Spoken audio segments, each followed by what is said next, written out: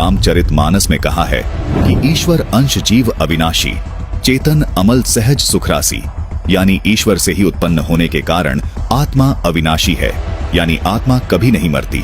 जिस परमेश्वर से जीव आत्मा उत्पन्न हुआ है वह परमेश्वर अविनाशी, चेतन, निर्मल और स्वभाव से सुख की राशि है।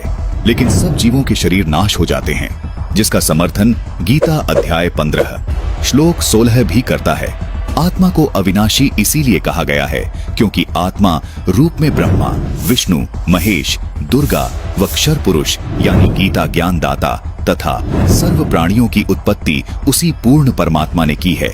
इसलिए रामचरितमानस में लिखा है कि अनेकों ब्रह्मा, विष्णु, महेश उस सच्चिदानंद ब्रह्म से आत्मा रूप में उत्पन्न होते हैं। जिस परमात्मा से सभी प्राणी आत्मा रूप में उत्पन्न हुए हैं, उस परमात्मा को गीता अध्याय 15 श्लोक 17 में उत्तम पुरुष कहा गया है। उसी परमात्मा को तीनों लोकों में धारण पोषण करने वाला परमात्मा तथा वास्तव में अविनाशी परमेश्वर कहा गया है।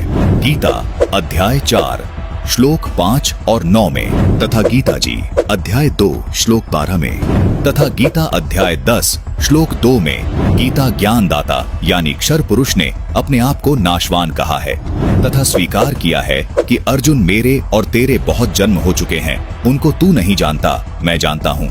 इससे सिद्ध हो जाता है कि क्षर पुरुष यानी गीता ज्ञान दाता जो ब्रह्मा, विष्णु, महेश के स्थूल शरीर का पिता है, वो भी अविनाशी नहीं है, उसका शरीर भी नष्ट होता है। अब आपको गीता अध्याय 15 श्लोक 16 से भी स्पष्ट करते हैं।